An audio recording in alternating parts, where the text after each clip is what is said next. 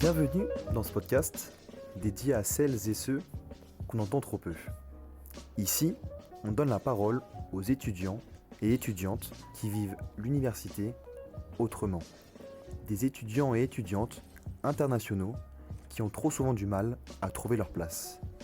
Parce qu'au-delà de la précarité financière, il existe une réalité plus silencieuse, la précarité sociale, celle qui isole, qui freine l'expression de soi, qui fait douter et qui parfois empêche de s'intégrer pleinement dans la vie étudiante. Dans chaque épisode, on ouvre un espace sûr, bienveillant et sans jugement. Un espace pour se raconter, pour comprendre, pour partager des expériences, des difficultés, mais aussi des stratégies qui conduisent à des victoires forgeant ainsi la résilience.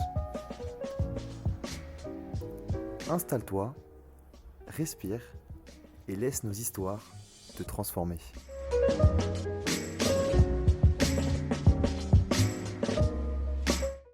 Bonjour Steve, j'espère que tu vas bien. Ceci est le premier épisode du podcast dont le but est de se raconter. C'est un espace de non-jugement où tu peux raconter ton expérience, ton ressenti et tu ne seras pas jugé. Intervenir si on se sent... si on peut relate à certains des trucs que tu dis et puis voilà. Après, c'est une discussion, hein. Donc, moi, je pense qu'on va intervenir. Ouais. En tout cas, moi, j'ai très, très hâte de participer à cette discussion avec toi. Donc, on est un peu nombreux autour de cette table, autour de cette discussion. Donc, je pense que chacun va se présenter, surtout toi. Donc, la première des choses, c'est est-ce que tu peux te présenter? Donc, tu peux nous dire ce que tu veux, ce que tu as envie que les gens retiennent de toi pour cet épisode.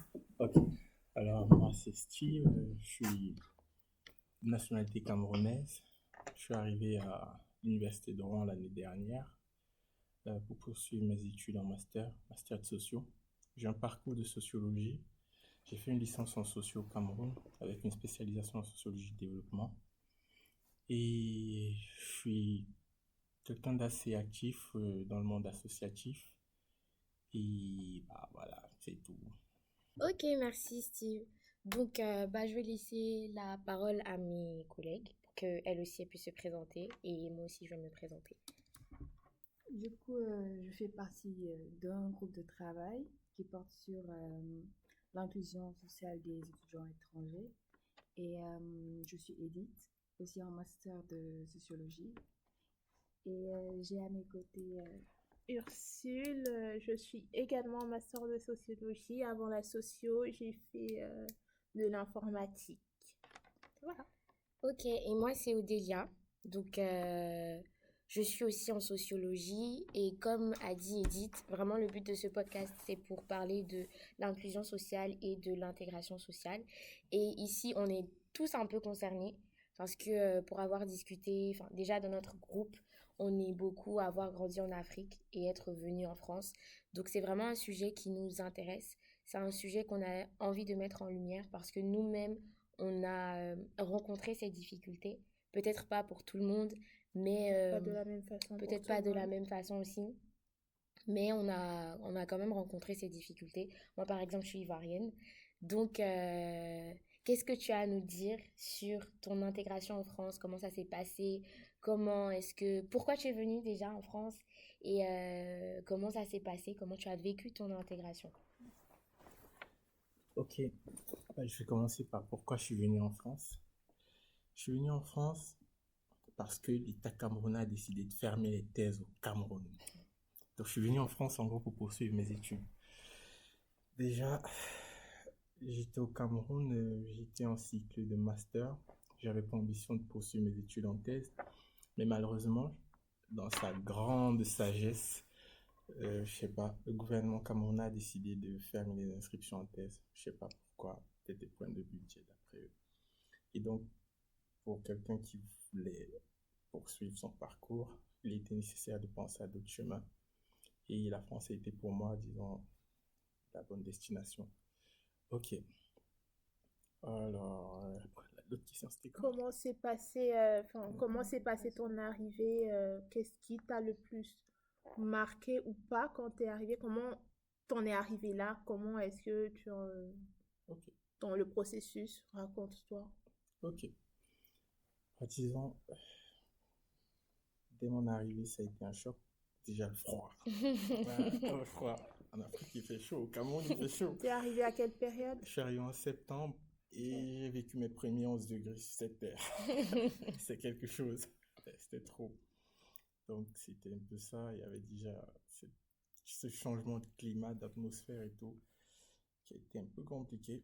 Et au niveau de l'université, mon premier jour à l'université, c'était autre chose. J'arrivais pas à me repérer du tout.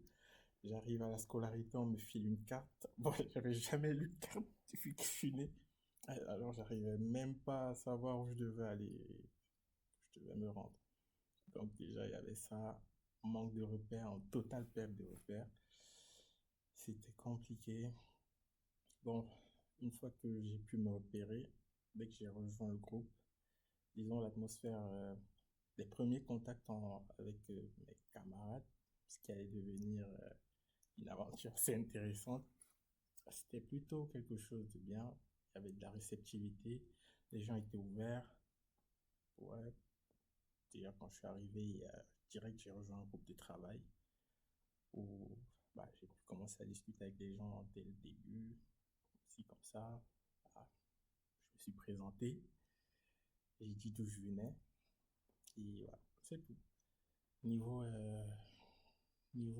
culture, je crois que c'est avec le temps, c'est vrai, c'est totalement différent de l'Afrique et du Cameroun. La culture, c'est totalement déjà, je vais le dire, mais faut pas le prendre mal.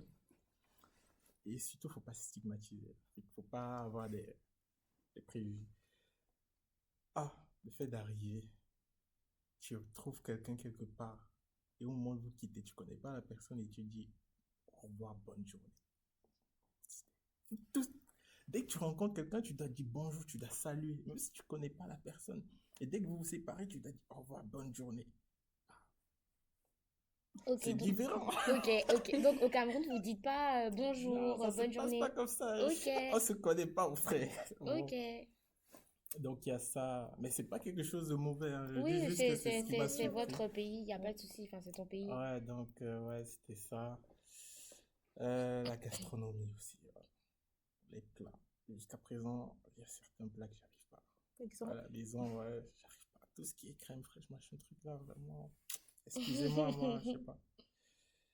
Il y a des trucs que j'arrive pas à manger jusqu'à présent et je crois que même à la maison, on me dit que tu vas crever si tu continues comme ça. Bon, ça va. Je préfère manger un bon kebab. Ouais, ça passe. Mais ça, c'est pas camerounais, hein, C'est par pas contre. camerounais, mais c'est de la viande, tu vois. Les trucs là, les huîtres, frère. Mais teste. C'est important de Mais il y en tester, a en hein. Afrique des huîtres. C'est important de Moi, tester. jamais. En tout cas, tout ce qui est fruits de mer, pas les crevettes. Non, mais c'est bon. Tout ce qui est fruits de mer, pas les crevettes, ça va. Donc, ouais, gastronomie, ouais, c'était un peu compliqué. Jusqu'ici, c'est encore compliqué, mais bon, c'est pas ça qui va m'empêcher c'est pas ça qui m'empêche de vivre. Et bon, niveau social, ah, c'est une société individualiste. Chacun est dans son coin. C'est dur parce que quand tu viens d'Afrique où vous êtes toujours ensemble, tu as toujours tes potes et où vous rencontrez facilement on dit ça, dans des moments festifs et autour. Une bière. Oui. Mais dis. Ouais, autour d'une bière facilement où tout le monde parle avec tout le monde. Même si vous ne vous connaissez pas, ici c'est différent. Tu vas toujours voir tout le monde sur son portable, tout le monde coupé de tout le monde. À la limite, tu penses même que les gens, ils aiment pas les gens. T'as l'impression qu'ils veulent même pas se faire aborder. Donc, c'est un peu ça.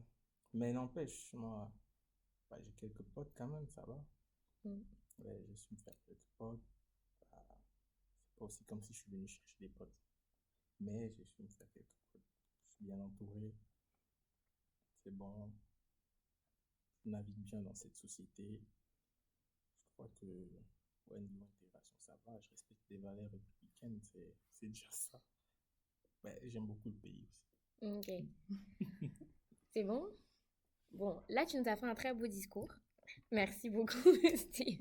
Mais nous, on veut la vérité. On veut savoir comment ça s'est passé, même au niveau même de la fac. Tu as parlé, par exemple, de quand t'es arrivé, t'as eu du mal à te repérer dans la fac. Je pense que tout le monde, hein. Le campus, il est immense. Euh, Moi, par exemple, quand je suis venue, déjà, j'étais en médecine. Donc, le campus de médecine et le campus de Mont-Saint-Aignan, c'est pas du tout la même chose. Je suis arrivée, j'avais l'impression que c'était une ville. On te tend une carte qui est illisible. Ouais. En plus de ça, tu es un peu étranger, tu viens pas d'ici, tu as peur d'aborder les gens. Donc, tu essayes de te débrouiller tout seul. Moi, je sais que, par exemple, la première fois quand je suis arrivée au campus, on avait un cours en option en médecine, un truc d'humanité. Et je suis arrivée, je me suis dit, mais purée, c'est une ville. J'ai envoyé un message à mon ami, j'ai dit, purée, je suis perdue, je sais pas où aller. On me dit un bâtiment 15, mais bâtiment 15, on Oui, ne c'est sait pas. surtout, il y a beaucoup de Et- bâtiments avec des noms, tu as du mal à te Exactement, repérer. c'est pas bien, on voit pas bien les chiffres, on voit pas bien les Ouais. noms. Donc, j'ai dû aller demander aux autres. Et donc, toi, comment est-ce que tu as vécu ça? Est-ce que tu as trouvé des personnes qui ont pu t'accompagner dans ça? Est-ce que la fac t'a accompagné dans ça? Comment véritablement tu as vécu même ce choc avec tes camarades de classe? Bah, en vrai, c'était une expérience. J'ai appris par l'épreuve. Parce que c'était. Ouais, j'ai pas eu d'aide, à part la carte. J'ai dû me repérer seul. Je me suis perdu. Et je crois avoir demandé de l'aide à certaines personnes. Parce qu'il y avait des trucs, des numéros, comme vous avez dit, des bâtiments. Moi, je regarde, je vois bâtiment 15, t'as quoi au bâtiment, je sais pas quel numéro. Et tu te dis, merde, je tourne en rond. Et donc, bah, j'ai dû me renseigner.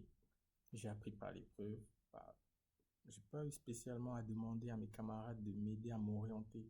Parce que je trouvais que c'était un peu bizarre.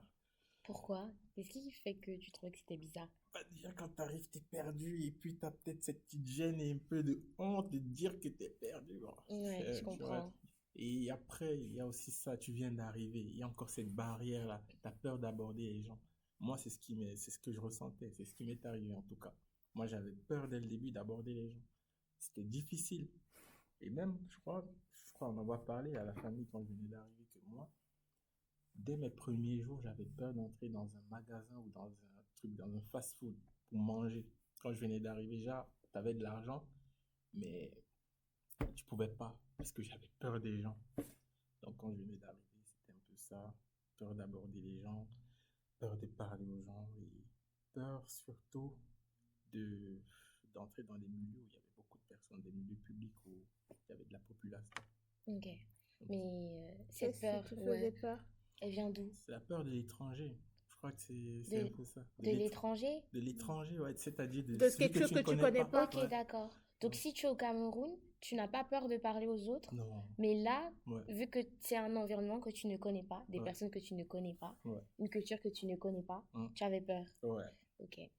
Et du coup, comment est arrivé à quel moment tu t'es détendu? À quel moment tu as surmonté cette peur? Hmm, Je crois que c'est au fil du temps. C'est au fil du temps.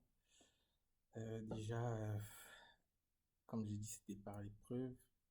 Quand j'arrive un mois après, je sais pas, quelques semaines, ma tante me dit, bon, voilà, t'es là, il faut bouger et tout, faut chercher un job et tout. Et elle va pas m'accompagner tout le temps pour déposer les CV candidater. Donc là, première étape, elle me dépose devant un truc, un fast-food. C'était quick. Elle me dit, voilà, prends ton CV, entre là-bas, tu déposes. Aïe, aïe, aïe. C'était chaud. C'était chaud. Donc, par l'épreuve, il fallait que j'apprenne à aller vers les gens, à parler aux gens, à dire ce que je veux. Et il fallait que je me débrouille. Donc, c'était ça, c'était au fil du temps. Et après, quand j'ai commencé, j'ai eu mon premier job, c'était devenu un peu plus facile parce que j'étais en contact avec l'étranger. Ok. Bon, ceux que je croyais étrangers, un peu plus souvent. Donc, je parlais avec des gens, je découvrais que, en fait, pourquoi j'avais peur. C'est juste des personnes. C'était quoi comme job du coup? Mon premier job, c'était équipé polyvalent chez Quick. Ok. Voilà, j'ai fait quelques mois après, c'était trop dur. Non. Restauration rapide, c'est quelque chose. Mais c'est super intéressant ce que tu dis avec l'idée d'étranger. C'est que bah, nous, quand on arrive ici, eux, ils nous voient comme étant étrangers. Mais pourtant, nous aussi, on les voit comme des étrangers parce qu'on ne les connaît pas, ils ne nous connaissent pas. Et parfois, ils ne cherchent pas à nous connaître. Il y a ça aussi qui fait qu'il y a la barrière. C'est que tu arrives à la fac, tu connais personne et tu attends à ce que les gens viennent vers toi, etc. Mais non, ils viennent pas vers toi. Ils ont déjà leur groupe d'amis, ils se connaissent du lycée. Toi, tu es un peu le petit nouveau, la petite nouvelle qui arrive. Surtout quand tu dis que tu viens d'Afrique. Alors là, c'est fini. On pense que tu sais pas parler français, on pense que tu es perdu, on pense que peut-être que tu as vécu dans une case, alors que c'est la même société, mais c'est juste que c'est deux continents différents, avec deux cultures différentes. Donc voilà. Et du coup, j'allais rebondir sur ça. Vu qu'il a dit qu'il avait des blocages, est-ce que tu as eu peur d'aborder des gens par rapport à ton accent, ta façon de parler? Est-ce que tu as eu peur de ne pas te faire comprendre par les autres? Non, pas spécialement. Bah, pas spécialement. Je crois qu'au Cameroun, on parle plutôt bien français. On est assez polyvalent, c'est un pays bilingue. Donc, non, j'avais pas peur de parler parce que, à cause de mon accent, je savais juste pas quoi dire. Ouais, quand tu connais personne, qu'est-ce que tu vas dire à la personne? Ouais, c'est un peu ça. Sinon, pas spécialement à cause de mon accent. Ou est-ce que ça vous est arrivé d'avoir peur de parler à cause de votre accent ou pas? Non, pas spécialement. Moi non plus, pas spécialement. Enfin, je sais que j'ai un accent, je suis consciente, mais déjà en Côte d'Ivoire, mon accent, il n'est pas très prononcé. Moi, déjà, même en Côte d'Ivoire, on m'appelle la blanche, tu vois. Donc, quand je suis venue, je savais que j'avais un accent, mais j'étais pas forcément consciente de cet accent-là. J'étais plus dans la peur de l'autre, comme dit Steve. C'est-à-dire que je savais pas comment j'allais appréhender ce nouveau départ, comment aborder ces gens. C'était vraiment un stress, hein, parce que tu sors, en fait, quelque chose qui doit être naturel, tu commences à tout calculer. Même quand tu arrives à la fac, tu calcules tout. Tu te dis, est-ce que je peux dire ça? Est-ce que si je dis ça, on va me juger, on va me mettre de côté? Est-ce que, même des fois, quand on fait des blagues, moi, j'ai pas envie de rire. Je me dis, mais c'est pas drôle ou ta blague, elle est un peu limite. Tu vois, j'ai envie de te dire, mais c'est un peu limite ce que tu dis, mais tu veux pas forcément dire le mot racisme, tu veux pas forcément dire limite parce que t'as pas encore trouvé ta place et il faut que tu trouves ta place. Donc, tu sais pas comment te positionner. Donc, moi, c'est ça qui m'a vraiment fatiguée, c'est que tu réfléchis tout le temps, tout le temps, tout le temps, tout le temps. Ouais, comme tu as dit que tu te rendais pas forcément compte de ton accent, que là-bas, même en Côte d'Ivoire, tu avais un accent, tout le monde t'appelait la blanche. Moi aussi, à la fac, il y a un prof qui m'appelait la parisienne ou un truc comme ça, genre, ou Tanti Paris ou un truc comme ça. Du coup, Tanti Paris. du coup, je savais que, j'avais conscience déjà que, j'avais un certain accent et que j'avais certaines facilités de m'exprimer en français, mais c'est différent quand tu t'arrives, en fait, tu te rends compte que t'es noir. C'est ça. Je sais pas comment le dire. Toute ma vie, j'ai été noire, mais quand j'étais chez moi, j'étais pas noire. J'étais juste une personne. Et là, tu prends conscience de ton appartenance de race, tu prends conscience de plein de choses. Et oui, tu dois toujours essayer d'adapter ton lexique corporel et ta façon de parler pour essayer de te faire comprendre. Parce que tu te dis, si je parle normalement avec mon accent normal, on va pas me comprendre. Alors qu'un accent, tout ce qu'un accent dit sur une personne, c'est elle a une capacité de parler une autre langue de façon fluente. Et je sais pas pourquoi certains accents sont plus fancy que d'autres, alors que un accent, il te dit juste de la personne, ce qu'il te donne comme information, c'est cette personne, elle parle pas forcément bien la langue dans laquelle elle s'exprime en ce moment, mais il y a une autre langue dans laquelle elle peut te donner des cours. Donc, ce que tu dis, c'est tellement intéressant, surtout tu comprends que tu es noir. Ah non, moi, c'était vraiment une claque. Parce que déjà, en Côte d'Ivoire, on ne me considère pas comme noire. Comme je vous dis, on pense que je suis une blanche, ma maman est métisse. Enfin, même en Côte d'Ivoire, on pense que je suis métisse. Quand j'arrive ici, on me dit... tu viens d'où déjà? Donc j'explique, etc. Ouais. Moi, en Côte d'Ivoire, on me définit comme métisse. Donc Ouais. j'arrive, je dis, je suis métisse. Ah, c'est qui est blanc chez toi? Mm. Je dis, bah non, mes 2 parents sont métis. Bah non, t'es pas métisse. Je dis, ok, merci, Ok. c'est toi qui m'apprends, tu me places un peu, ok, merci. Et puis il y a vraiment ce côté où, bah en fait, moi je suis française. Donc ma maman est française, mon papa est français, sa maman était française, enfin voilà, je suis française. J'arrive ici, pour moi c'est vrai que j'ai pas grandi en Côte d'Ivoire, enfin, j'ai pas grandi en France. J'ai grandi en Côte d'Ivoire, mais T'es c'est mon française. pays. Voilà, c'est mon pays. Je suis française, Tu j'ai les viens papiers, d'où? etc. C'est quoi Et je me sentais pas de dire que j'étais française parce qu'on m'acceptait pas en tant que française. Même mes camarades de classe, etc., on m'acceptait pas en tant que française. Pour, pour eux, je suis noire, donc un noir ne peut pas être français. Ouais. Donc c'est direct, oh, tu viens d'où? Même il y a une semaine, j'ai fait une présentation euh, ici à la fac et un prof m'a dit, bah tu viens d'où? Bah, et automatiquement, j'ai répondu, ça m'a pas gênée parce que je sais que j'ai grandi en Côte d'Ivoire. Mais je me dis, pour quelqu'un qui a grandi en France et qu'on lui demande, tu viens d'où parce que cette personne est noire, c'est pas cool. Vraiment, c'est pas cool. Mais même moi, j'ai répondu, mais au fond de moi, je me suis dit, mais purée, en fait, je suis française. Pourquoi me demander, tu viens d'où parce que je suis noire ou parce que j'ai fait une présentation sur un pays africain, donc forcément, l'Afrique, elle est noire, elle doit venir d'ailleurs. Il y a vraiment tout ça, en fait. Ouais. Tu te rends compte que Mm. t'es pas comme les autres. Il y a Ouais. vraiment ça, t'es pas comme les autres. Ouais, et surtout, enfin, vu que moi, en tant que job étudiant, j'ai beaucoup travaillé dans des trucs où on est en contact avec des personnes. Bah, quand la personne essaie d'être gentille ou quand, enfin, je suis une personne qui est assez avenante quand même et qui essaie de faire son travail pour que la personne soit contente de rentrer chez elle. Enfin, quand je passe à la caisse, moi, j'aime pas quand les caissières, elles sont trop sèches, tu vois. Du coup, j'essaye quand même, dans la mesure du possible, dans la mesure où la personne, elle est polie envers moi, de faire mon travail convenablement, d'être gentille. Et si elle n'est pas polie avec moi et que je suis pas d'humeur, bah, je fais ce que je veux.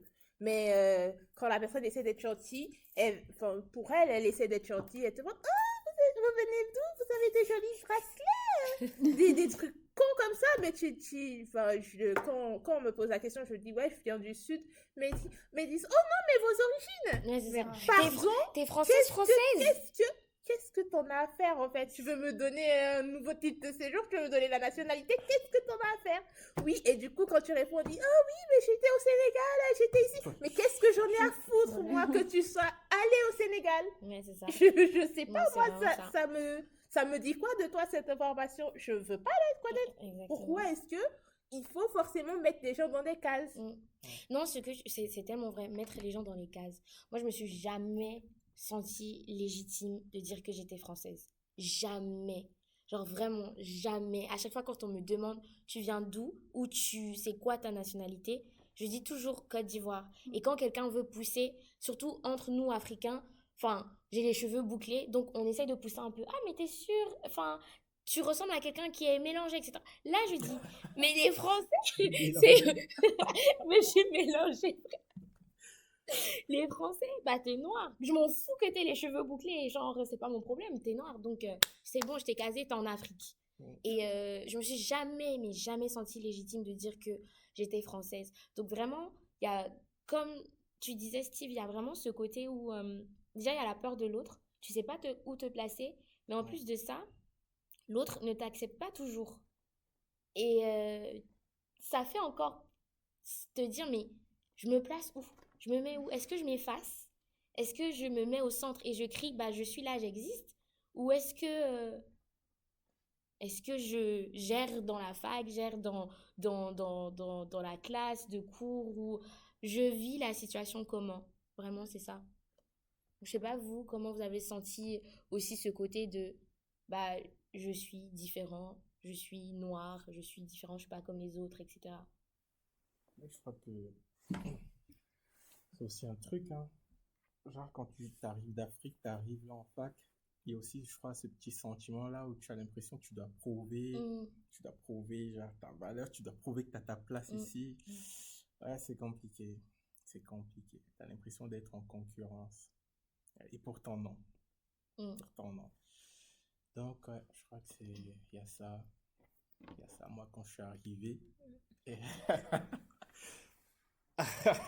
Mais dis. Donc, quand je suis arrivé, c'est ça. En fait, c'est vraiment ce qui m'animait. Je savais, quelque part au fond de moi, que je ne suis pas en compétition. Mhm. Mais d'un autre côté, je me disais, non, vas-y, il faut montrer ce que tu vaux. Mais bon, est-ce que c'était une bonne approche ou je sais pas, bon, ça reste à voir. Mais n'empêche, bah, je sais pas, Mm. j'ai quand même pu, quelque part, c'était important parce que il faut croire aussi que, bah, je crois que les profs, peut-être par exemple, ont besoin de voir ce que tu vaux. Ouais, Bien sûr. peut-être, on va pas se mentir, les gens ont des représentations, même s'ils ne montrent pas, ils ont des imaginaires sur les Africains. Bah, les études en Afrique, peut-être c'est pas le top niveau, mais donc quand tu arrives, tu as ça, il faut prouver, il faut montrer. Et moi, je ne cache pas, je montre, j'ai mon niveau. Et J'ai ma parfois, place. j'ai ma place. Ouais. Et je suis bon. Ouais, je suis bon. Ouais. Donc, c'est ça. Peut-être ça va être pris comme de l'orgueil, un manque d'humilité. Non, pas du tout. Comme, ouais, manque d'humilité, mais non. Non. Quand on arrive ici, c'est parce que, bon, je suppose qu'on a postulé, on a été admis, ça veut dire qu'on a un niveau. Et donc, ouais, faut le montrer. C'est ça. Moi, je sais pas pour vous, mais bah, c'est ce qui m'est arrivé.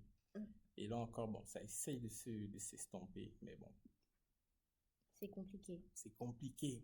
Et surtout que ouais, les Camerounais, vous savez, on dit, c'est le continent, donc on n'est pas trop humble. Mm. Ben, on n'est pas trop, on n'est pas trop humble. Mais au moins, on sait qu'on est. Après, oui, non, après, c'est important de reconnaître que bah, j'ai les capacités, en fait. J'ai le droit d'être là. Non, vraiment. Parce que, comme tu dis, des fois, ils veulent te faire croire que tu n'as pas le droit d'être là. Comme bah, l'Afrique, je sais pas comment on imagine l'Afrique, mais ça a changé. Au 21e siècle, ça a changé. On vit plus dans les cases. On va à l'école aussi. Mais non, c'est vrai, hein. On va à l'école, on sait parler français. Parfois Mais mieux que des gens parfois qui ont mieux, vécu et exactement. grandi en France. Parfois Donc, mieux. Mais tu as toujours ce sentiment de, bah, il faut que je montre que j'ai ma place. Moi, je me rappelle en L1, on avait fait un travail de groupe et je en répondais socio ou en médecine? en sociaux. Ok. Et je répondais à des questions et tout. Et à la fin, quelqu'un est venu me voir, il a dit, ah, mais purée, mais en fait, toi, t'es intelligente. Je dis, mais ça veut dire Ça quoi? veut dire quoi? Genre, sachant que, après, pour faire le contexte, oui, dans ma classe, il y avait beaucoup d'étudiants internationaux et il y en avait beaucoup qui voulaient pas rester en sociaux. Donc, moi, quand il est venu me dire, ah oui, mais en fait, toi, t'es intelligente, je me suis dit, attends, soit tu penses que nous tous ici, on est bêtes, donc tu nous méprises et que tu n'as pas d'attente envers nous et que finalement, tu te rends compte que, ah, bah, la petite noire a réussi à parler, elle se défend bien, bah, en fait, elle est intelligente, donc elle mérite mon attention. Je me suis dit, C'est soit ok. tu es intelligent, soit tu n'es pas bête. C'est ça. C'est souvent ça. Mm. Et par contre, moi, je l'ai senti dans un autre cadre. Ouais. Je me sentais noire, mais aussi non, le statut social aussi, puisque j'étais dans une école de commerce et tout. Ouais. Et à chaque fois, on me rappelait que oui, forcément, si tu es là, c'est que tu habites dans Paris. Mm. Donc, lorsque je disais que j'habitais dans Paris, ils se disaient soit tu es dans le 7e, dans le 6e, tu es enfant de ministre, etc. Et une fois, j'ai subi, je ne sais pas si je dois... Raconte-toi. Ouais. Dis les Non, mots que dis tu les ressens. termes. Franchement, Tu n'as si pas à te c'est une censurer. Hein. safe place, on a le droit de dire ce Et en qu'on veut. plus, ça venait d'un noir, Mm. de monsieur noir. Ah. Ouais. J'avais une coiffure assez imposante, des mèches et tout. Et du coup, je l'ai mis tout en haut. Code. La Ouais. choucroute. Et du coup, le monsieur vient, il dit, ouais, pourquoi vous êtes comme ça? On dirait une artiste. Il a fallu qu'une autre femme, une autre collègue blanche, prenne ma défense devant le prof. Et ensuite, par la suite, j'ai arrêté la formation, j'ai pas poursuivi. Mm. Et je pense quelques semaines plus tard, mes copines de classe m'écrivaient tout pour me dire que finalement, on a renvoyé le prof. Parce que si, parce que ça, parce qu'il est assez imposant. Il est assez raciste avec les étudiants noirs en plus, alors que lui-même, il est noir en soi. Ouais, en fait, ça témoigne juste d'un mal-être. Tu sais, des fois, tu as envie de te faire accepter, donc finalement, tu commences à être comme eux. Mais nous, généralement, qu'on se dise la vérité, quand tu arrives, tu as envie de te rapprocher des personnes qui te ressemblent. Donc, quand tu vois que bah, la personne qui te ressemble, bah, en fait, elle te ressemble pas tellement, c'est chaud. Vraiment. Ouais, comme j'ai dit, on se rend compte qu'on est noir et on se rend compte aussi que il y a une différence de statut où les personnes se disent, moi je suis noire, mais je suis pas africain. Mm. Et il faut bien que je le fasse savoir. Du coup, pour le faire savoir, il faut que je fasse une différence entre vous et moi. Je ne suis pas comme vous. Il y a plein de, comme Edith vient de dire tout à l'heure, le truc avec la coiffure. Oui, moi, enfin, oui, on peut faire les coiffures qu'on veut. C'est comme j'ai fait un entretien d'embauche et enfin, j'étais dans le process de recrutement. Et c'était dans la restauration, pas rapide, mais en tout cas dans la restauration. Du coup, j'avais des locks, mais super longues. Du coup, j'ai fait un petit nœud sur ma tête. Et à la fin, la dame me dit, par contre, la choucroute, ça va pas passer. Et j'ai rigolé, mais je me suis rendu compte après. Je me suis dit, mais pardon? Et c'est vraiment des choses que tu peux faire pour amener les gens au prud'homme, tu vois. Ouais. Mais est-ce que tu es conscient de tes droits? Est-ce que? Et tu te rends compte que, oui, parfois, des personnes noires vont t'agresser de façon beaucoup plus violente que une personne blanche parce que pour X raisons, hein, parce qu'elles se sentent pas noires, parce que vous les Africains et moi je suis français. Et aussi sur ce que Steve a dit sur le fait de prouver, bah moi avant de faire de la socio, comme j'ai dit, j'avais fait de l'informatique et bah, ma première année j'étais venue en retard. Donc, comme normal, les groupes étaient déjà formés, tout le monde se connaissait entre eux.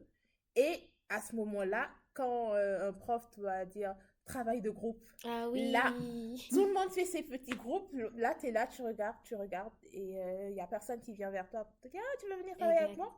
Mais quand tu décides de constituer un groupe et en étant toi seul, et que à la fin de la journée, tu as une meilleure note qu'eux, tout le monde va se mettre en groupe avec toi parce que tu as prouvé ta valeur. Et c'est comme ça ici, enfin, c'est la jungle, moi je me suis dit, c'est décidé.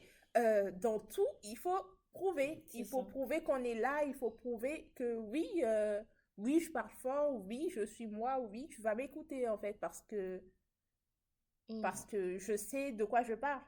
Et si je sais pas, je me tais, mais écoute-moi parce que je ne suis pas si bête que ça et je suis pas bête du tout.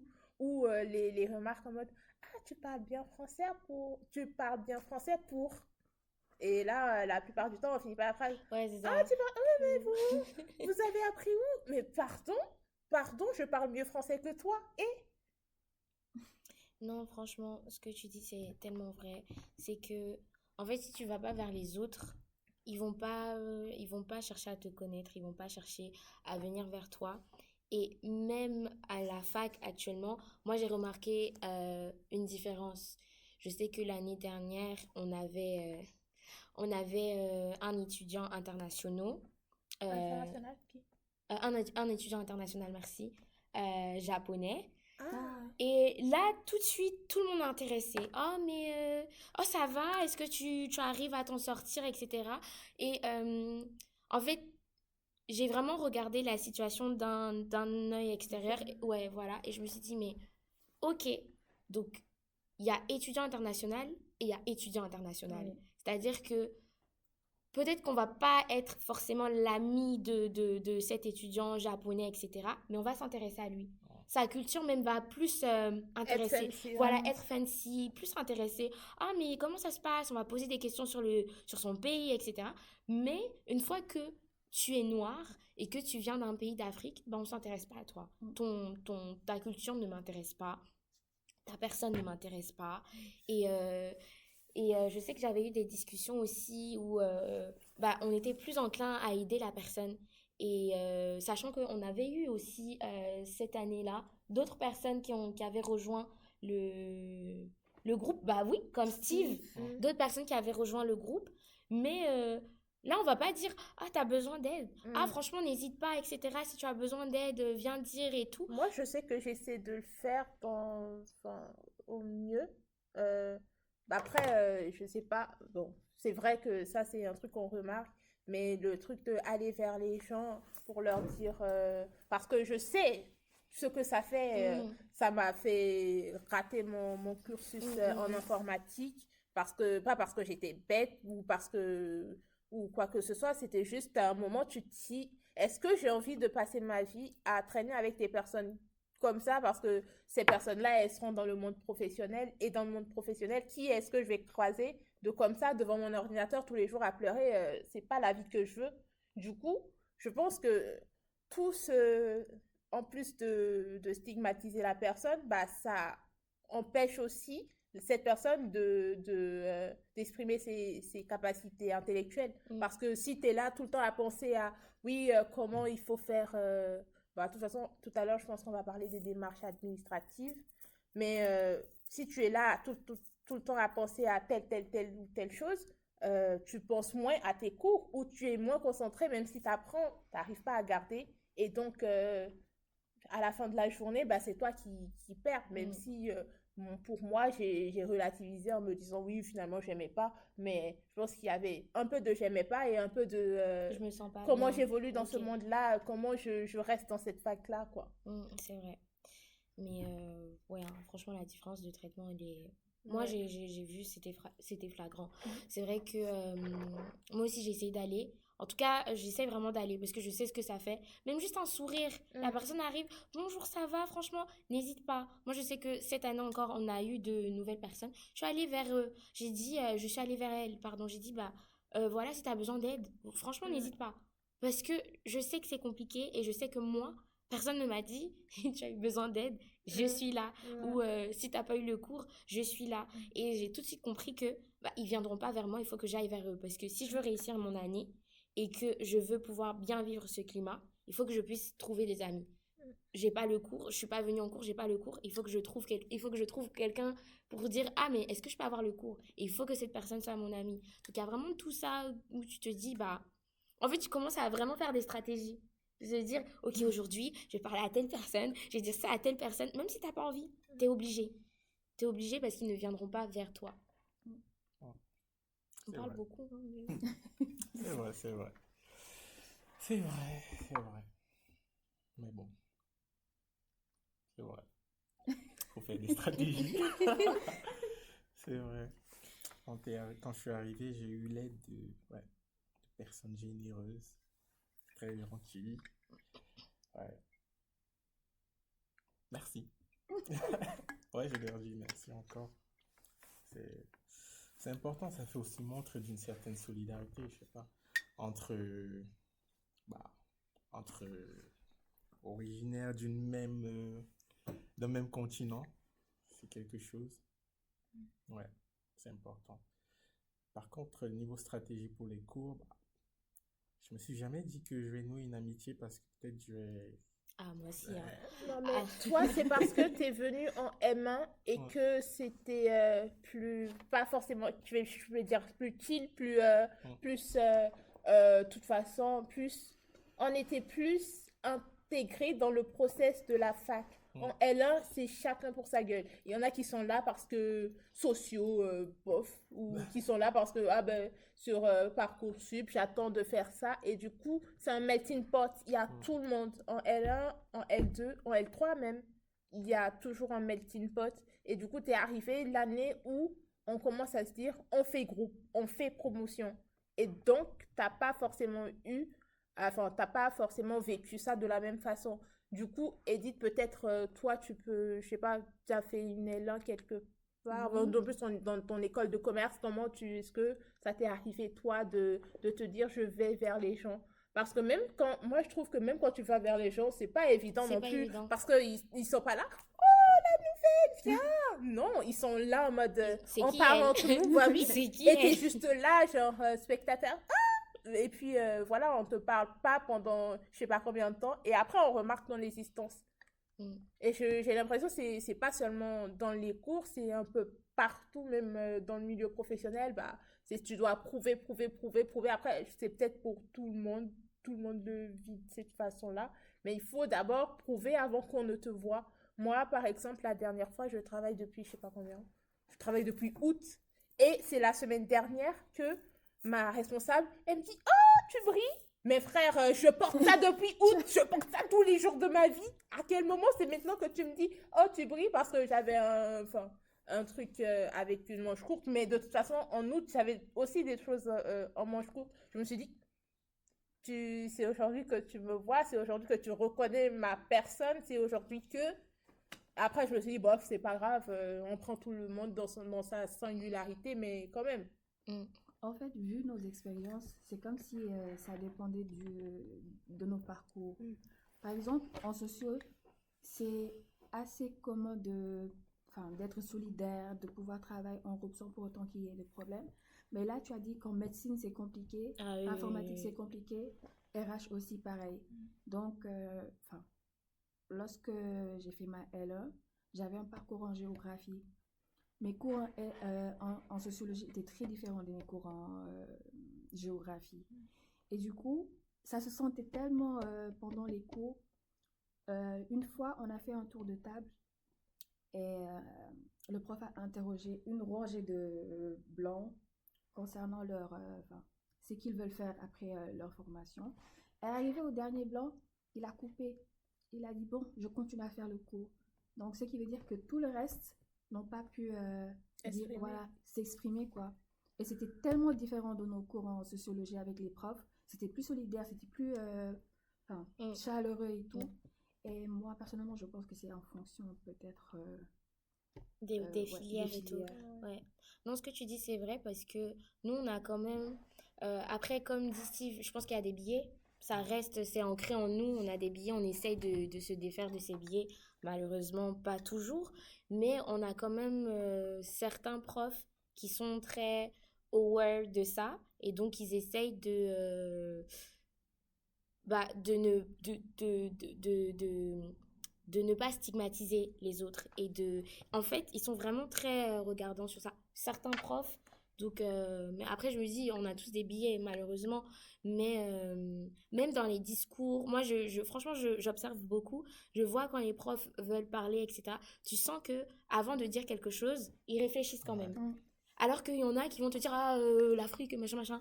Mais eux, tu sens que vraiment, ils sont posés, ils réfléchissent. Est-ce que si je dis ça, ça va blesser? Est-ce que si je dis ce terme, ça va... je sais pas, mais on a de la chance quand même parce qu'en sociaux, c'est vrai qu'on a beaucoup de cours sur les inégalités, la discrimination. Donc, il y a vraiment certains profs qui sont conscients de ça et donc qui évitent de blesser d'autres personnes ou d'avoir un comportement raciste, si je peux dire ça comme ça.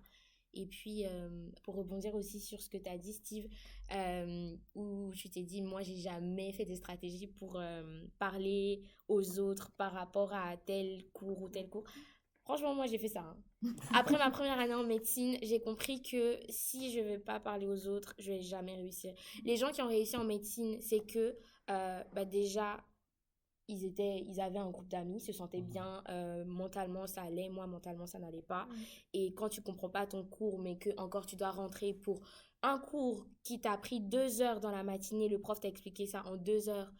Toi, tu rentres, tu fais le cours en 5 heures, voire en 10 heures, sachant que derrière, tu as encore 45 000 cours. Je me suis dit, mais purée, si j'avais des gens, si j'avais un groupe d'amis, peut-être que ça allait avancer. En plus, j'étais obligée d'appeler ma mère, parce que ma mère, elle est médecin. J'étais obligée d'appeler ma mère qui est en Afrique, qui, ça fait, je sais pas, 20 ans, 30 ans qu'elle a plus fait ses cours de médecine. Elle, qui doit m'expliquer, alors qu'elle a son travail à gérer. Non, je me suis dit, plus jamais. Je m'en fous. Je m'en fous qu'on me juge, je m'en fous qu'on ne m'accepte pas. Moi, j'ai un but à atteindre. Si il faut que je passe par là pour réussir, je vais passer par là. Je m'en fous. Donc, Ouais, mais ce que tu dis est vrai. Ouais. C'est vrai que j'ai pas fait de stratégie, genre aborder les gens avec un intérêt caché. Ouais, mais... c'est un mot comme ça, hein, mais sinon... Ouais, mais c'est vrai que, ouais, de temps en temps, je me suis retrouvé souvent coincé. Mais j'ai dû m'ouvrir. Ouais, si je ne le faisais pas, alors là, vraiment, je crois que j'aurais pas validé ma première année. C'est ça. Ça, c'est très clair. Moi, il y avait des cours, ah là là, c'est galère. Déjà, tu arrives, tu as des cours que vous voyez pas c'est pas forcément le même programme qu'en Afrique. Bon, je vais pas dire que la science, c'est pas pareil. Mais tu arrives, tu as des trucs différents. Et donc, tu bloques, surtout dans la compréhension. Bon, t'es Mm. obligé de demander à ceux qui sont déjà là depuis, qui ont déjà eu à quand même avoir ces trucs par le passé. Donc, moi, ça m'est arrivé. Ouais, j'ai souvent demandé de l'aide. Et jusqu'ici, ça a bien marché. Ça m'a aidé. Ça m'a aidé. Donc, ouais, c'est vrai. Je crois que de ce côté-là, c'est important de s'ouvrir. C'est Mm. important. Faut pas rester dans son coin. C'est très important. Et je veux revenir sur ce que Ursule a dit. Dans le monde pro, euh, en ce qui me concerne, bon, moi j'ai eu des patrons qui sont grave gentils.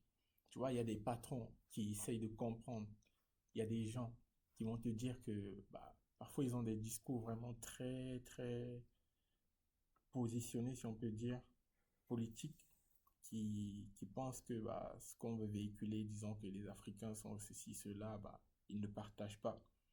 Bon, moi, j'ai eu cette chance-là de tomber sur des personnes qui reconnaissent la valeur, qui placent l'humain plutôt que les origines, tu vois, plutôt que les représentations. Ce qui fait que moi, j'ai souvent l'intégration de ce côté-là, ça s'est plutôt bien passé.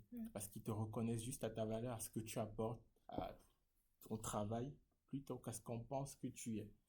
Donc, de ce côté, ouais, moi, ça va.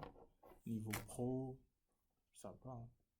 C'est bon, il y a des bonnes personnes comme il y a des mauvaises. Par contre, le racisme, ça, c'est quelque chose qui est vrai, ça existe, qu'on le veuille ou pas. Moi, j'ai souvent eu à voir ça. Il est souvent implicite, il Mm. est caché, ça va souvent Mm. venir par des blagues. Mm, Mais mm, moi, mm, je mm. regarde souvent, je dis merde. Et bah, ça dépend aussi des personnalités. Je suis pas quelqu'un qui réagit trop. Bah, tu fais ça, je te regarde, je dis mais c'est stupide. Mm. Bah, je veux pas te le dire quand mais dans ma tête, je me dis mais il y a des gens qui pensent encore comme ça, c'est grave, c'est problématique. Mais ça existe. Mm. Dans les transports, dans le quotidien, tu vas voir des gens. Moi, ce que je me dis, c'est qu'ils sont bêtes. Ah, ceux qui font ça, c'est qu'ils sont trop stupides. Et là, ça sert à rien, en vrai. Ça sert à rien. Donc, ouais, on fait avec. Il y a... Moi, je sais qu'il y a un autre qui m'a dit quand tu connais ta valeur, vraiment, tu t'en fous de ce que les gens pensent, hein. Exact. T'es focus, tu sais pourquoi tu es là, tu es venu étudier, tu as tes objectifs. Voilà, tu fais ce que tu as à faire, c'est tout. Tu te comportes normalement. T'es pas venu pour regarder les gens. C'est ça. Et je crois que c'est ça qui m'anime jusqu'à aujourd'hui. Je suis là parce que j'ai des objectifs. Je sais ce que je suis venu faire. Je sais ce que ma mère attend de moi. Et donc, je vais faire tout ce qu'il faut. Oh yes. Je m'emballais. C'est ça. Mais ça, faut vraiment le comprendre, hein. Moi, c'est parce que maintenant, je suis en M2. Ça fait longtemps que je suis en France, mais ma première année, c'était difficile, hein. Ouais. Franchement, moi, j'ai fait une dépression, pour vous dire. Ah ben écoute, C'était très difficile. On a tous C'était eu une très, très, très dépression. difficile. ouais, mais après, Steve, je dirais pas que tous mes employeurs étaient racistes ou quoi, parce que en gros, enfin, j'ai été embauchée. Mais le truc, la remarque de la choucroute, c'est, ça passe toujours par des petits trucs, genre, et puis, comme tu as dit, ça dépend du tempérament de la personne. Moi, je suis pas du genre à m'exprimer. Enfin, je prends du temps à capter que tu m'as fait une dinguerie. Mon cerveau, il est peut-être trop bienveillant, trop naïf pour se rendre compte des choses du tac au tac et du coup réagir. Donc voilà, mais comme j'ai dit, enfin quand j'ai dit la remarque pour les bracelets, je pense que soit, enfin c'est peut-être pas pour, je sais pas comment dire ça, pas pour être raciste, c'est peut-être que c'est vrai que cette responsable-là, en particulier, c'est une personne qui est caractérielle. Du coup, c'est le genre de personne, tu fais une erreur, elle vient te le dire direct devant les clients au lieu de te dire après. Donc, c'était peut-être le temps d'adaptation pour elle, le temps de comprendre la personnalité de l'autre et de se dire, j'ai toujours bien travaillé, du coup, c'est pour ça qu'on m'a gardé. Mais c'est peut-être le temps pour elle de se rendre compte que c'est un humain que j'ai devant moi, je sais pas. C'est peut-être que j'ai été blanche ou noire. Je pense qu'elle, avec elle, ça aurait été comme ça. Et voilà. Et voilà. Mais il y a aussi, parfois, c'est bien beau de se dire, oui, il faut rester focus. Mais quand tu demandes, par exemple, une promotion, et que vous êtes deux à la demander, t'es plus ancien et qu'on donne à une autre personne parce qu'elle est blanche ou parce que je sais pas quoi, ou on te dit, juste avant, on t'a dit, oui, mais tu travailles bien, machin truc, oui, je suis bien content, tu peux faire 2 postes à la fois, mais je te donne pas la promotion. Bah, tu te demandes, est-ce que c'est pour moi en tant que personne, en tant que mes compétences, ou est-ce que c'est du racisme? Et là, je peux pas le savoir, hein. Je peux Oui, tu peux pas pas le le savoir, en savoir fait. et tu as plein de doutes. Et pour revenir sur le truc de dépression, moi, ma première année en France, Seigneur, je rentre des cours, je viens, je pleure. Et puis, de toute façon, je suis seule à la maison, donc, qu'est-ce qui... Et même pour bouger, en fait, t'as peur, t'as la boule au ventre, tu te Ouais. dis, mais en fait, je suis tombée dans quoi, en fait? Exactement. Qui va me comprendre dans cette situation? Qui la vit comme moi? Personne. Même si je raconte, bah, on va me dire, oui, mais vas-y, apprends, machin, t'es là seulement pour apprendre, reste focus. Et ouais. Mais l'humain, quand je parle d'une société où, même si je connais personne, je sais pas, je peux me disputer sur la route, je peux saluer quelqu'un, enfin, je sais pas, ou un truc où l'humain est quand même pris comme humain, je sais pas comment dire ça, mais l'humain, la valeur de la personne humaine est au centre de cette société-là, où quand même c'est quelque chose d'important, que dans une société où c'est chacun sa gueule, et même si tu tombes là, les gens vont dire, oh, ça va. Si encore t'es dans une bonne ville, si t'es à Paris, tu tombes, tu te relèves. Si tu te relèves pas, on va appeler les urgences et puis rien à foutre. C'est ça. Du coup, quand tu as ce contraste-là et que ça va pas et que tu le racontes à qui, en fait, t'es là et tu peux même pas expliquer que... Et du coup, ça entraîne l'échec. Et l'échec, en fait, si tu as fait un parcours, je pense que la plupart d'entre vous, ça doit être ça. Tu as fait un parcours nickel, tu as fait des écoles privées, tu étais intelligent. Enfin, tu es intelligent, tu travailles à l'école. Et là, tu te retrouves en échec. Ah ouais, non, franchement. Du coup, là, tu te dis, mais je suis dans quoi? Non. J'apprécie J'apprécie vraiment. j'échoue. Moi, vous savez qui je suis? Non, franchement, j'apprécie quand tu as dit Totalement vrai. t'étais intelligent. Ah non. Franchement, quand je suis arrivée en médecine, ah non. Vraiment, j'avais l'impression d'être la plus bête de la Terre. Et quand je suis arrivée en sociologie, c'est vraiment ce que je me suis dit. Ah bah finalement, t'es intelligente. Et puis après, je me suis dit, bah non, en fait, c'est pas les notes qui doivent définir mon intelligence. Mais là, vraiment, on parle parce qu'on a un recul, parce que ça fait longtemps qu'on est là. Mais vraiment, je pense que, comme toi, les premières années, c'était pas facile, hein. De 8h à 18h, je sors. Je n'ai pas dit un mot à une seule personne parce que Ouais. parce que personne n'a voulu me parler. Donc, je fais mon cours, je ne parle pas, je rentre chez moi. C'est là maintenant que je peux parler à mes amis, j'envoie les messages et tout. En plus, moi, je vivais dans la même résidence qu'une de mes amies. Donc, Dieu merci, j'avais quelqu'un, mais si j'avais personne, je peux faire une journée, je parle pas parce que personne ne m'a demandé. Si j'ai parlé, c'est bonjour, s'il te plaît, merci, Merci, au revoir. C'est Merci, tout. au revoir. Merci, au revoir. C'est Merci, tout. Et encore, même le merci, au revoir, des fois, on te répond pas. Donc vraiment. Et même le bonjour, ça dépend du jour. Non, Hein. c'est ça, c'est vrai. C'est que, oui, là, on se dit, oui, j'ai un objectif, machin. C'est beau, hein.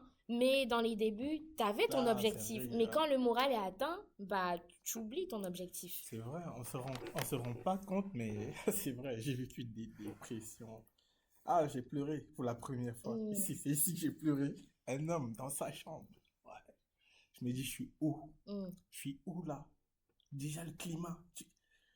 T'as un mal-être, c'est profond. Tu dis, merde, je comprends pas. T'arrives, tu dis, comment ça se fait que je comprenne pas ça? Pourtant, c'est simple. Mais tu sais pas ce qui te bloque. Je crois que c'est l'environnement. Donc moi j'ai vécu ça, j'étais vraiment à terre. Et à un moment j'ai même failli lâcher la formation parce que j'envisageais arrêter. Je me disais qu'est-ce que je fous ici? Je veux rentrer chez moi. Qu'est-ce que je fais là? Donc ouais, de ce côté-là les aides m'ont aidé. Voilà. Les personnes, certaines camarades m'ont aidé à m'en sortir. Mais je crois qu'on se rend pas assez compte. Quand tu es étudiant international et que tu arrives ici, je crois ils vont dire que bah, les étudiants étrangers, internationaux, ils travaillent pas assez, ceci, cela. Mais non, il y a beaucoup de Il y a facteurs. beaucoup de facteurs. déjà, il y a beaucoup de facteurs. Tu arrives, t'es pas, il y a un changement d'atmosphère, tu dois t'acclimater, il y a un mal-être, il y a tout ça. Tu as des dépressions, bah, ça a forcément un impact sur ton rendement académique. Donc, ouais, moi, ça m'est arrivé. Quelqu'un qui était brillant dans son pays, bah, je sais pas que je suis plus brillant, mais ça a été quelque chose. Je me souviens, je sors en quittant du Cameroun, j'arrive ici. Quittant du Cameroun, j'étais parmi les majors de ma promo. Quand j'arrive ici, putain, j'étais scandalisé. Premier relevé de notes. Quand je vois que merde, j'ai eu 12. Ça Je fout suis un coup au tombé de moral. haut. Hein. Je suis Ça tombé fout un de coup- haut. ça fout un coup au 12 de moral. moyenne sur 20. Non, ça m'a fait un choc. J'avais jamais connu ça. Et dire que là, le 12, j'ai failli passer à côté de mon année parce qu'il y avait des unités que je captais pas et où j'avais failli avoir des zéros. C'est difficile d'accepter ça, mais c'est la réalité. C'est pas que on n'a pas le niveau, mais il y a beaucoup de trucs qui entrent en jeu. Et comme tu l'as dit, si on parle encore du niveau administratif qu'il faut gérer, t'arrives, là tu vis ton année en pensant à l'année prochaine. Comment tu peux faire ça? Ouais. Comment tu peux te concentrer sur maintenant quand il faut anticiper sur le futur? C'est trop, il y a beaucoup d'anticipation. C'est une société qui est bizarre. Il faut penser à tout en même temps. C'est compliqué. C'est ça qui rend la chose compliquée. Franchement. Ouais. Tu dois penser à vivre, tu dois penser à réussir et tu dois penser à te maintenir sur le territoire légalement. Ça, Et il faut avoir la bonne information aussi. Où est-ce que je dois aller pour faire ça? Qui peut m'aider à faire ça? Tu viens, tu n'as aucune information. Et même si on dit même si tu as des parents là qui peuvent t'aider, bah, eux aussi ils ont leur vie. Du coup, tu peux pas rester derrière leur dos tout le temps parce que c'est pas. Ils vont dire oui, mais t'aurais pu chercher. Mais frère.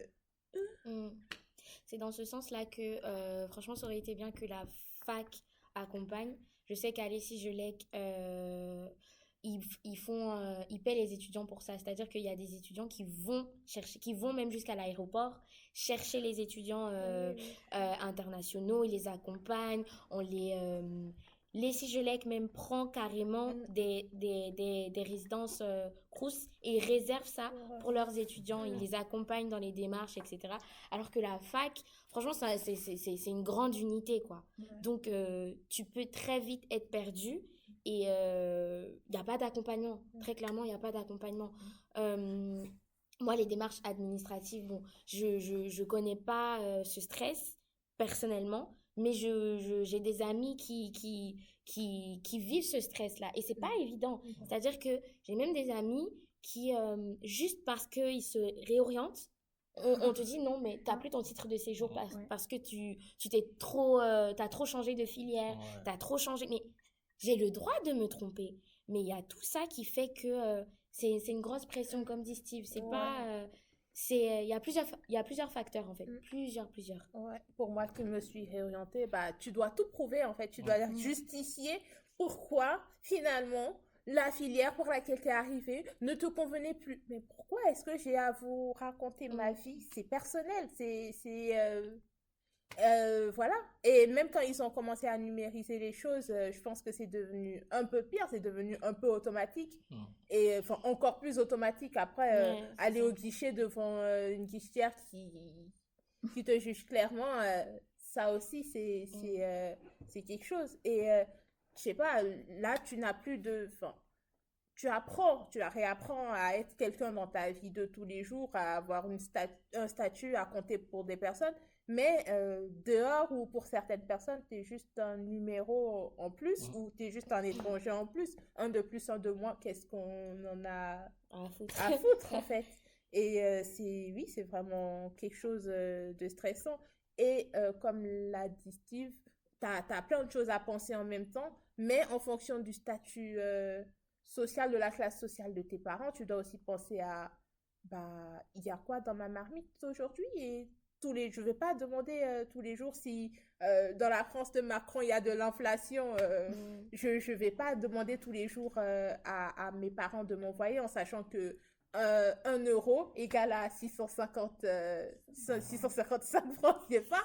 Quand tu fais les calculs, je sais pas, au début, tu vis, voilà, il y a aussi ça. Au début, tu vis en pensant, tu penses encore en francs CFA. Du coup, quand tu vois quelque chose à 10 euros ou à 11 euros, tu dis, pardon, est-ce que je puis me permettre cela? Est-ce que je peux faire ça? Non, ce que tu dis, c'est tellement vrai. Moi, je sais que, enfin, quand j'étais petite et tout, et qu'on venait souvent en France et tout, moi, je vois 20 euros, je vois 15 euros. Bah, en Côte d'Ivoire, c'est 15 000, c'est 20 000. Donc, t'es petit, tu dis, mais 20 000, 15 euros, mais c'est rien. Donc, à chaque fois, je dis à maman, je veux ça, je veux ça, je veux ça, je veux ça. Bon, parfois, il achetait, et parfois, il me disait, ah non, c'est bon, là, tu abuses. Quand je suis arrivée en France, j'ai compris que 20 000 et 15 euros, ce n'est pas du tout la même chose. C'est pas du tout la même chose. Mais non, franchement, il faut que les gens se rendent compte que bah, c'est difficile. C'est vraiment difficile. Et c'est vraiment ça. Comme on est tous un peu enfermés dans notre bulle, on s'en fout un peu des autres, on n'arrive pas à imaginer que celui qui vient d'arriver, c'est difficile pour lui. Et je sais qu'il y a une de mes amies, son prof, elle était à l'ECGLEC, et son prof lui a dit aux autres que pour quelqu'un qui quitte son pays, c'est comme s'il vivait un deuil. Mais c'est vrai.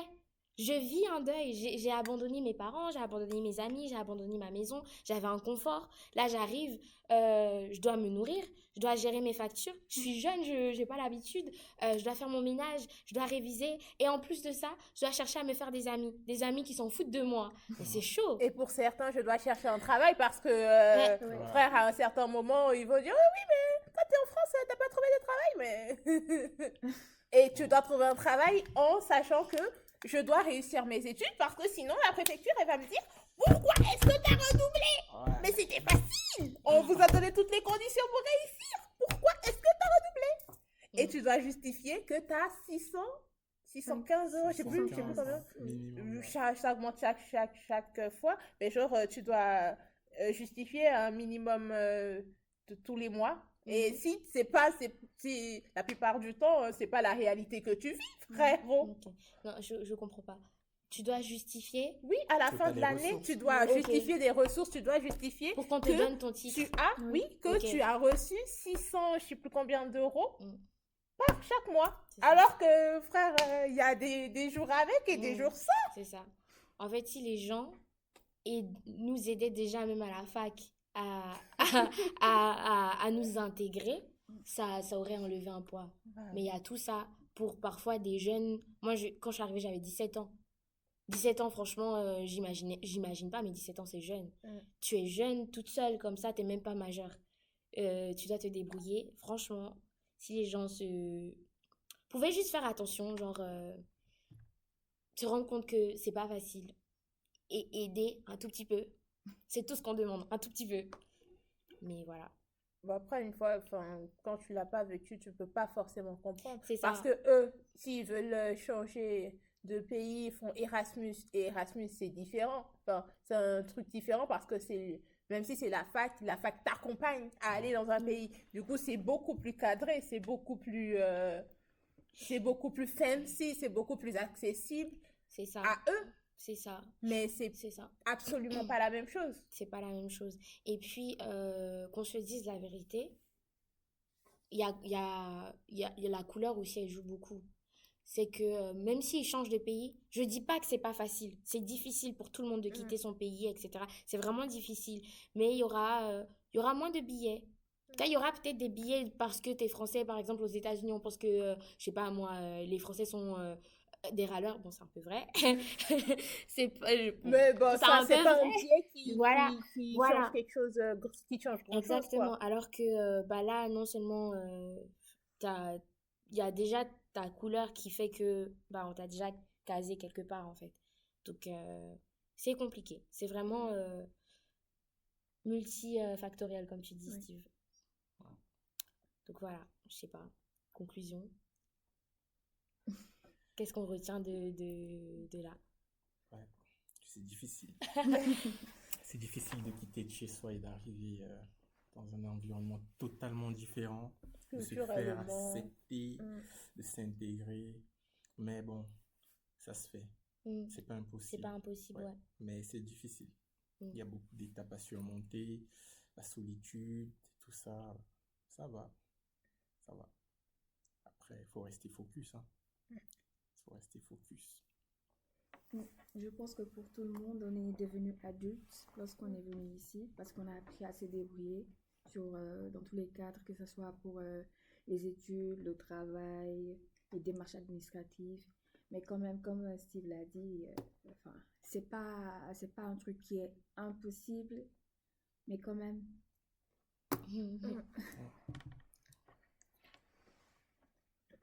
Bah ouais, enfin, vos conclusions, je les trouve assez justes, mais je rappelle aussi que quand tu es dedans, ça paraît insurmontable.